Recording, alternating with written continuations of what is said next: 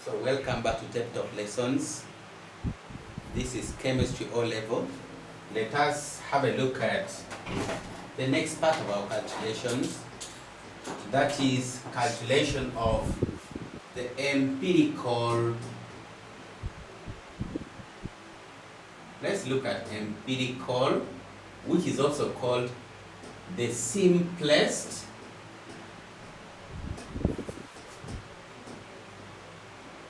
formula or formulae for the plural and the molecular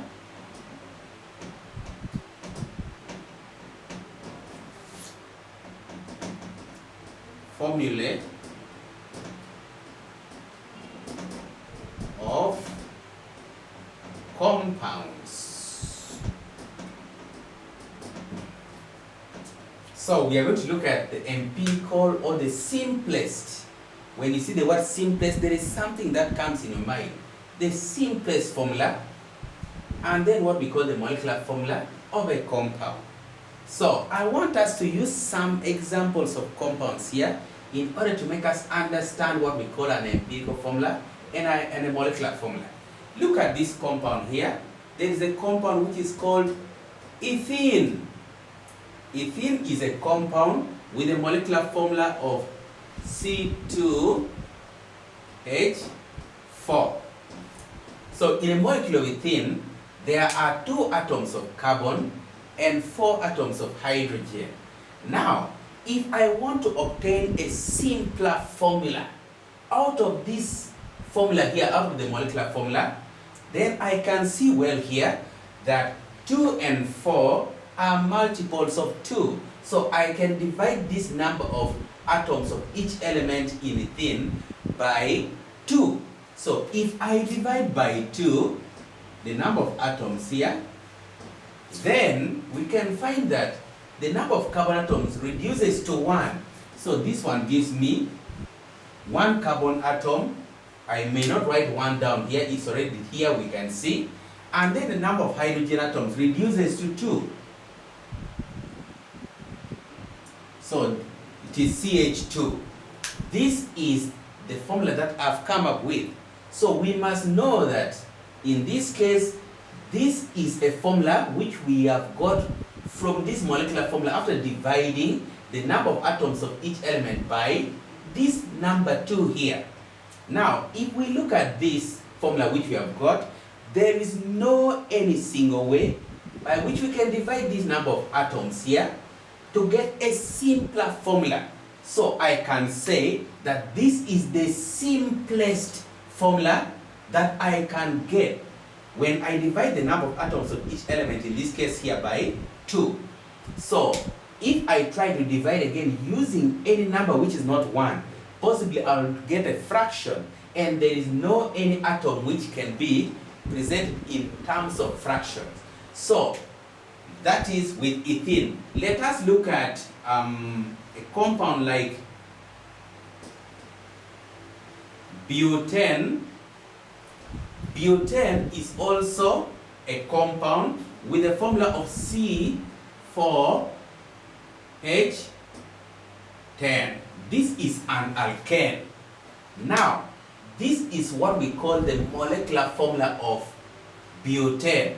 If I want to divide, if I want to reduce or to get a simpler formula out of this molecular formula, then I have to divide butane by some number which will reduce this, but they should be, these numbers here should be multiples of the same element. And in this case, we can also divide by 2. When I divide the formula of butane by 2, the number of carbon atoms reduces to 2, and the number of hydrogen atoms reduces to 5. In that, I will have divided 4 by 2, it gives me 2 carbon atoms, and then 10 divided by 2 gives me 5. So this is the formula which I can get from butane after dividing the number of atoms of carbon and hydrogen by 2. There is no way I can still divide this one here by one single number and I get whole numbers. It is impossible. Let us look at a compound like propene. This is also an organic compound with the formula of C3H6. So you can see that we have 3 and 6, which are both multiples of 3. So I can divide them by 3, and the number of carbon atoms here will reduce to 1 carbon atom, and hydrogen atoms will be reduced to 2. Now I want to use what I have here, the CH2, the C2H5, CH2 in this case. You can see that these are the simplest formula which I can get from this molecular formula here. And then the C2H4 are the actual formula. These compounds here, these are the actual formula of the compounds in this case. Now, if I want to reduce this C2H4 to CH2, I divide by 2. C4H10, if I want to convert it to C2H5, if I want to get the simplest formula, I have to divide also by 2. That means I have carefully chosen these numbers here. We divide the number of atoms of each element by itself so that we get no any fraction. Even for C3H6, that is propene, I have to divide by 3 and then convert it to CH2. Now, what I have on this side, these ones here, these 3, CH2, C2H5, and then CH2, these are what we call the empirical or the simplest formulae. Then these 3 here, C2H4, C4H10, and then C3H6, these are what we call the molecular formulae. Then this one here, these 4 numbers which I used for dividing the number of atoms of the elements in these compounds here, in order to get the empirical or the simplest formula, these numbers are what we call the simplest factors. And we normally represent them by small n. This one stands for the simplest factors. So, by the virtue of what we can see, in this case, this is the correct formula of ethene. But this one is not the correct formula of ethene, but I've got it from the formula of ethene by dividing by 2. Even this one is not the correct formula of butane. I've got this formula from butane by dividing by the simplest factor 2. This CH2 is not the correct formula of propene. I've only divided the correct formula of propene by this number here, 3, and I've got CH2. So these are what we call the empirical or the simplest formula. Meanwhile, these ones are what we call the molecular formulae. Now, let us try to see how we can define empirical and then molecular formula basing on what we have written here. So, let us start with the empirical formula.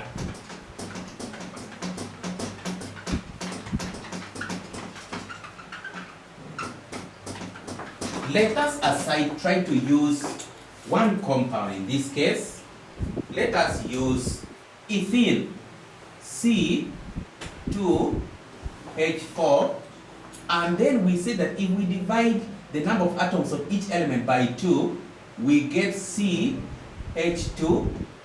So this CH2 is what we call the empirical formula, and this one is our molecular formula. Let me use those ones to represent them. So let us start by looking at what we call the empirical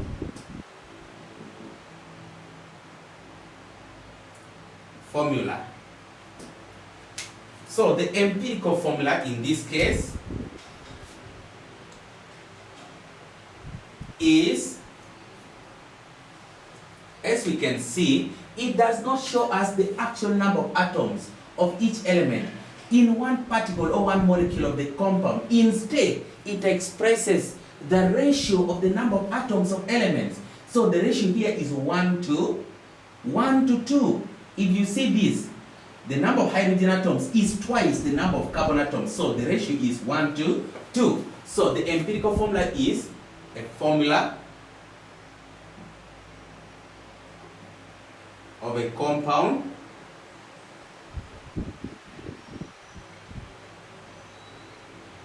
which expresses the ratio of the number of moles of atoms of elements in 1 mole of the compound.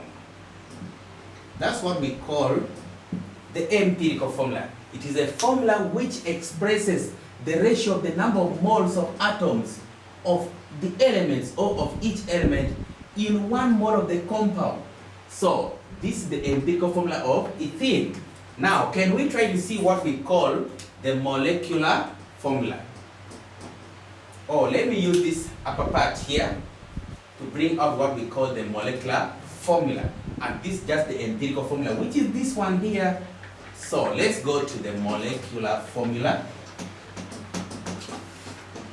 From what we have written here, S for ethene, you can see that the molecular formula of ethene does not only express the ratio of the number of moles of atoms like the empirical formula does. Instead, it shows the actual number of moles of atoms of each element in one particle of the compound, or in 1 mole rather of that compound. It is a formula which shows the actual or exact or definite, the actual number of moles of atoms of each element in 1 mole of a compound. Now, let us try to see the relationship between the molecular formula and the empirical formula. We said that if we want to convert this molecular formula of ethene to a simpler formula, we are supposed to divide by, we should divide by 2. That means that if I want to obtain the molecular formula from the empirical formula, if I have got it, then I must be able to multiply the empirical formula by this simplest factor here to get what? To get the molecular formula. So it means that in brief, the molecular formula, we can get it from this expression of the empirical formula. We multiply it by the simplest factor n. Like in this case, if I multiply CH2 by 2, I will get C2H4, because each number of atoms or each number of moles of the atoms will be multiplied by the simplest factor n. Now, we shall not be able to give you the simplest factor. Instead, you will be able to calculate the empirical formula. Then you will look for the simplest factor, this value here. So, the simplest factor n will be got by dividing the molecular mass of the compound, which is always given. We divide it by the empirical mass of the compound, whereby the empirical mass is got from the empirical formula that you will calculate. So you will be able to calculate the empirical formula first, and then when you have got the empirical formula like this one here, then you will have to divide the molecular mass which will be given, you divide it by the empirical mass, that is the mass of this formula here. When you get it, then when you divide the molecular mass by the empirical mass, you will get the value of n, and then you substitute it here. You multiply the empirical formula by that value n in order to get the molecular formula. So that is how we can get the value of n. Now there is one thing, that always the molecular mass is given. However, let me put it here that the molecular mass is always given.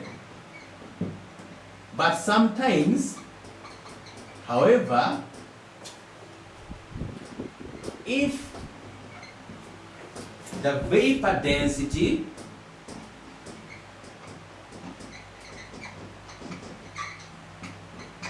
is given instead, then it has to be multiplied.